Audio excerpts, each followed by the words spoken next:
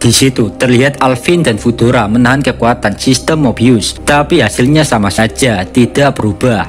Veldora pun menghampiri Michele dan Veldora membantu Alvin dan Fudora.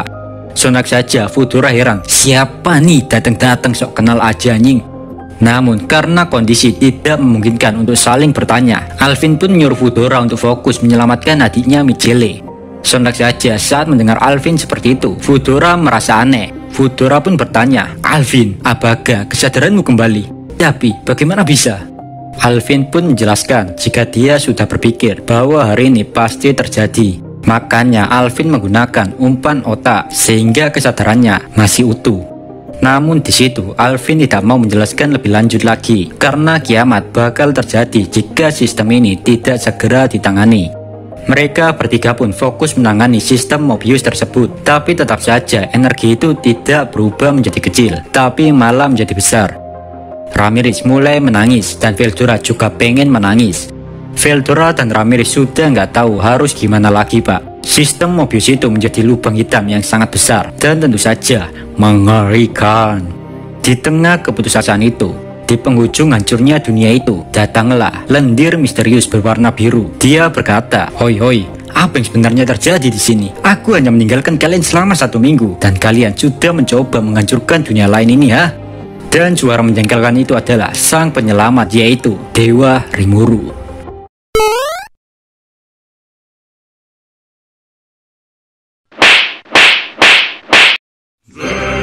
Yari.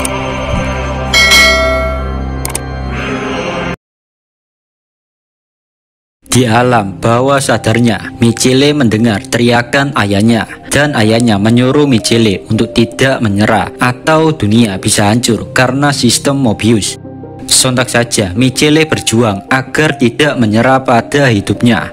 Michele juga menggunakan energi dalam skala besar untuk melepaskan gelombang pikiran ke segala arah agar semua orang bisa mendengarkan suaranya. Michele berharap dengan segala upayanya ini, semua orang bisa mendengar suaranya. Begitu pula dengan orang-orang yang telah diubah menjadi bionoid agar bisa segera taubat dan menjadi cyborg yang berada di jalan yang benar.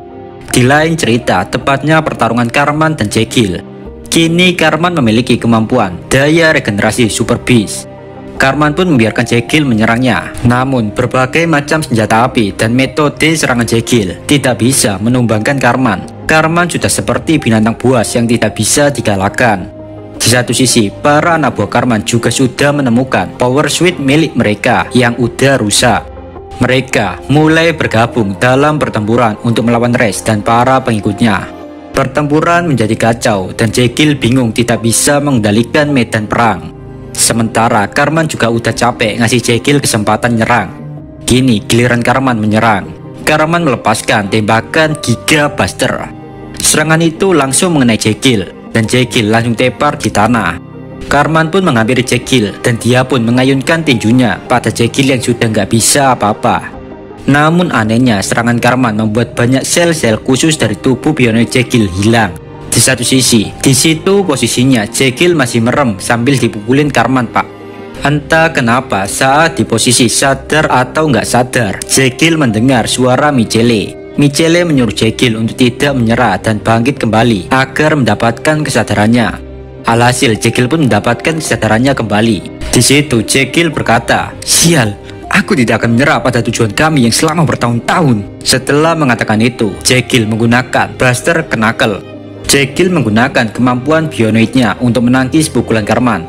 Pada akhirnya Jekyll pun selamat dari kematian dan amukan Karman. Namun Jekyll kehilangan bagian bawah tubuhnya atau kakinya, Pak. Kini yang ada di pikiran Jekyll adalah bagaimana caranya meyakinkan Karman jika dia bukanlah musuh. Jekyll mencoba menjelaskan kepada Karman agar menghentikan pertempuran ini. Tapi Karman gak percaya ucapan Jekyll gitu aja. Yang Karman ketahui adalah Jekyll merupakan seorang penipu dan membunuh dirinya bersama anak buahnya dengan cara yang tragis. Di saat bersamaan secara tiba-tiba muncul pesawat milik Hiragi. Hiragi pun menyuruh Karman dan Jekyll menghentikan pertarungan tersebut. Hiragi meletakkan tubuh Jekyll ke sebuah kapsul medis agar bisa cepat sembuh. Hiragi menjelaskan pelan-pelan sampai Karman benar-benar memahami situasi ini, bahwa Jekyll memang dikendalikan Fudora, makanya nyerang Karman. Dan tiba-tiba semua orang secara bersamaan menerima gelombang pikiran dari Michele. Mereka mendengar suara Michele. Suara itu juga membuat Rex kembali pada kesadarannya. Semua orang yang ada di situ pun akhirnya naik pesawat dan berniat berangkat menyelamatkan Michele. Di satu sisi, Kristoff, Zaza, dan semua pihak perlawanan, mereka semua mendengar suara Michele. Alhasil, mereka menyadari jika sesuatu telah terjadi pada Michele. Zaza yang awalnya bertempur dengan pihak kekaisaran, dia pun menyuruh semua orang pihak perlawanan agar berhenti bertempur. Yang ada di pikiran Zaza, Sharma, Rintu, dan semua orang adalah apa yang sebenarnya terjadi pada Michele. Mereka semua pun memutuskan pergi ke tempat Michele berada. Sebelum kita beranjak ke cerita utama, gue bakal menjelaskan secara urut tentang gimana ceritanya kok Rimuru bisa langsung nongol ke dunia lain. Jadi, setelah selesai menyelidiki akademi, Rimuru balik ke Tempest. Saat ke labirin, Rimuru ngajak Mai bersamanya. Di situ hanya ada Shinji. Rimuru makin penasaran di mana Veldora dan yang lain. Setelah diinterogasi Rimuru, Shinji pun mengaku jika Veldora dan yang lain pergi ke dunia lain. Rimuru pun menganalisis lingkaran ciri yang ada di situ. Dan di saat bersamaan, Beretta menghubungi Rimuru melalui transmisi pikiran. Beretta mengatakan dengan nada panik jika dunia lain sedang ada masalah yang sangat besar. Tanpa banyak tanya, Rimuru ingin Shinji mengawasi yang ada di sini. Namun Shinji agak keberatan dengan permintaan Rimuru. Dia grogi jika harus berduaan saja dengan Mai Furuki di labirin. Tapi Rimuru nggak peduli. Rimuru pun lalu menggunakan teleportasi interdimensional untuk pergi ke tempat Beretta. Dan dalam sekejap saja Rimuru tiba di depan mata Beretta. Di situ Beretta pun menjelaskan semua yang terjadi di dunia lain. Rimuru yang mengetahui betapa besar masalah ini, dia pun langsung pergi ke tempat di mana Veldora dan Ramirez berada. Saat Rimuru sudah ada di tempat TKP, Rimuru langsung memukul Veldora dengan kipas kertas yang ada di tangannya. Veldora sontak kaget. "Nani, Rimuru, mengapa kau di sini?" ucap Veldora. Sementara Ramirez berkata, "Ini bukan salahku, aku terlibat masalah ini karena Veldora Shinji," ucap Ramirez yang langsung berkhianat agar tidak dimarahi Rimuru. Sedangkan Beretta yang takut Rimuru marah besar, dia pun ikut ke TKP. Beretta berkata, "Jodoh mati Rimuru sama. Kami sedang bereksperimen dengan lingkaran sihir, lalu terjebak dalam kecelakaan." Veldora yang mendengar penjelasan Beretta, dia pun juga ikut bersandiwara jika apa yang diucapkan Beretta adalah kebenarannya. Dan Ramirez juga mulai itu kepancing dan mendukung opini Beretta. Rimuru yang mendengar hal itu, dia langsung emosi. Rimuru berkata, "Aku tidak akan memaafkan kalian, Bagayaru. Tapi sepertinya masalah yang ada di sini, aku yakin bukan Veldora yang melakukannya."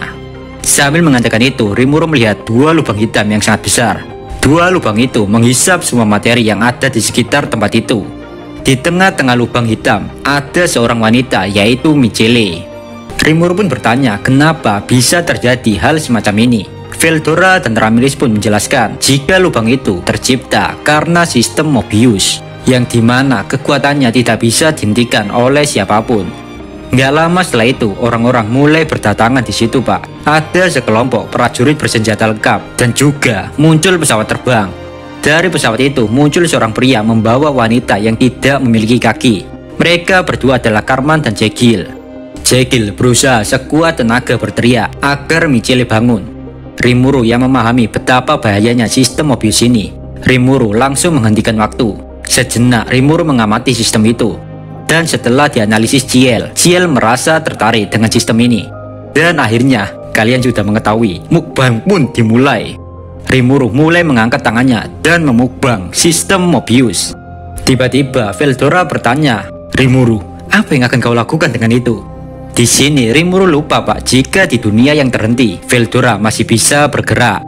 Rimuru pun hanya menjawab jika dia hanya ingin mempelajari lebih lanjut karena sistem ini menarik baginya. Kini masalah yang tersisa adalah mengganti jantung reaktor daya untuk Michele, dan masalah itu diatasi Ciel dengan memberikan sistem bintang seperti yang dimiliki Magni River pada umumnya. Setelah sistem Mobius telah diatasi, Rimuru pun menonaktifkan time stop dan waktu mulai berjalan lagi. Dalam sekejap semua orang yang ada di sana bingung karena lubang hitam telah hilang dan Michele sudah sadar. Situasi di sana sangat berisik karena orang-orang di dunia lain tidak bisa memahami apa yang sebenarnya terjadi. Michele pun langsung berteriak, "Urusai!" Seketika semua orang fokus menatap Michele. Semua orang menanyai Michele dengan ribuan pertanyaan. Namun Michele pun menjawab, "Choto mate minasan. Aku tidak memiliki waktu untuk menjawab semua pertanyaan kalian, tapi aku harus berterima kasih kepada penyelamatku." Sambil mengatakan itu, Michele menatap sebuah boing-boing berwarna biru. Lalu Michele pun tersenyum dan berkata lagi, "Arigato, kau telah menyelamatkanku dan dunia ini." Saat mendengar ucapan itu, Rimuru pun balik ke tubuh manusianya dan dia menjawab, "Hyu, namaku Rimuru. Sepertinya teman-temanku telah menyebabkan banyak masalah untuk Anda." Michele pun menjawab, jika Veldora dan yang lain tidak pernah membuat masalah, malahan Michele lah yang meminta bantuan mereka. Usut punya usut, mumpung ada pihak perlawanan dan orang-orang kota. Michele pun memanfaatkan momen itu. Michele mulai berkhutbah tentang masa depan dan ingin membangun negeri tanpa adanya diskriminasi lagi agar dunia bisa bertahan. Namun seseorang yang duduk di pojokan menjawab, "Itu tidak cukup Michele. Kita sudah tidak memiliki masa depan. Satu-satunya harapan adalah sistem Mobius, tapi itu sudah tidak ada," ucap Fudora. Bagi Fudora, dunia ini sudah tamat, gak mungkin bisa diperbaiki. Tanah kering, tidak ada sungai dimanapun, laut mengering, polusi di mana-mana, dan harapan terakhir Fudora hanyalah sistem Mobius. Tapi nyatanya, sistem itu di luar kendali Fudora. Di tengah keputusasaan itu, Rimuru memotong pembicaraan. Rimuru berkata, "Minasan, serahkan urusan ini kepadaku. Aku akan memperbaiki masa depan kalian. Jadi, diam dan lihatlah." Michele yang mendengar hal itu, dia bertanya, "Rimuru, maksudku, dewa. Apa yang kau..." Ucapan Michele seketika berhenti saat melihat Veldora berubah menjadi dragon naga. Veldora menggunakan paradok subur dan dalam sekejap aura yang telah Veldora tahan sekarang dilepaskan. Energi yang sangat besar sekarang mengelilingi dunia ini. Hal itu membuat hilangnya semua polusi. Di saat bersamaan dengan itu, turun hujan yang sangat lebat. Bahkan lahan yang tandus berubah jadi tanah yang subur dipenuhi tumbuhan dan tanaman hijau. Setelah hujan berhenti, suasana menjadi hangat karena sinar matahari dan sejuknya pepohonan. Veldora telah menghidupkan kembali tanaman hijau, menciptakan air, dan mencuburkan tanah. Mungkin inilah 7 keajaiban menurut On The Spot Run 7. Setelah Veldora melakukan ritual naga hitam 20 free spin, kini giliran Ramirez. Ramirez mencuri sedikit energi Nihility Collapse milik Rimuru agar bisa menjadi wanita dewasa.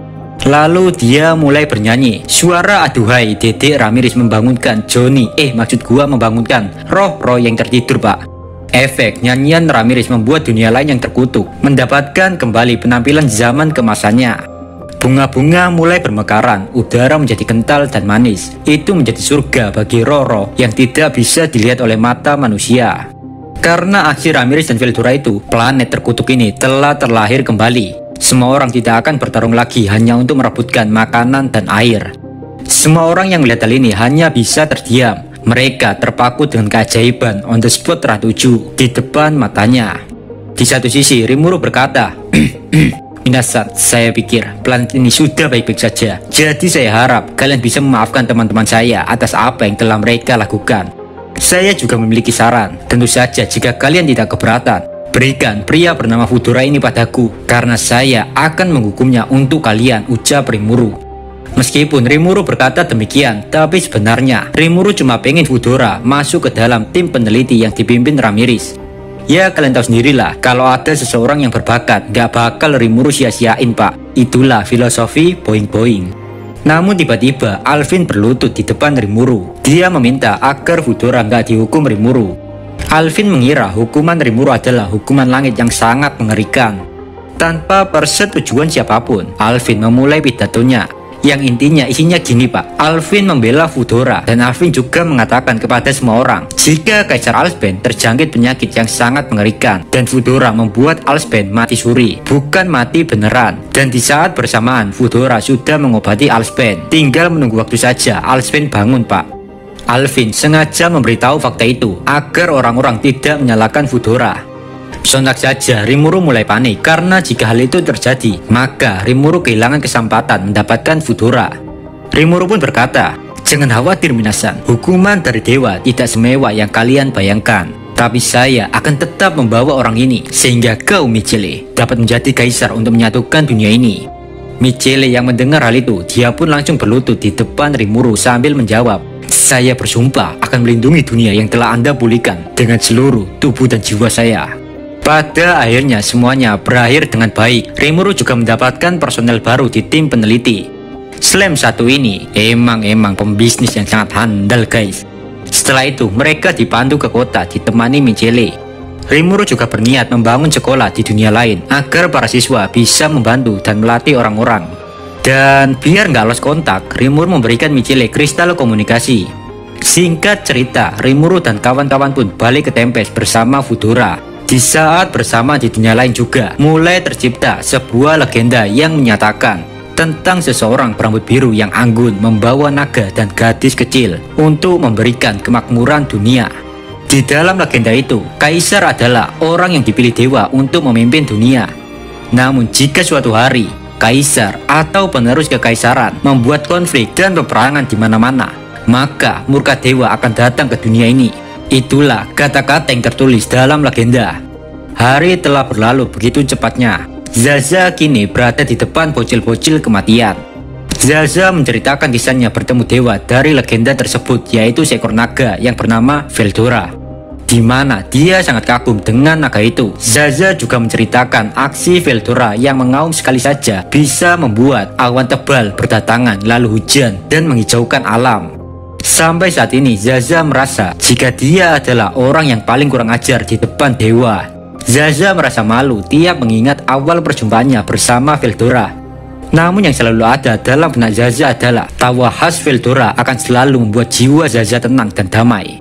Terima kasih telah menonton video ini. Jangan lupa like, subscribe, dan share ya pak ya. Biar gua bisa beli rokok dan kopi, biar bisa melihat 24 jam di warkop. Dan biar uploadnya lebih cepat, biar lebih semangat. Terima kasih, terima kasih, terima kasih. Jika kalian suka video ini, jangan lupa subscribe biar channel ini makin berkembang. Saya Dio dari channel Isi Kindil. Amin. Bye bye.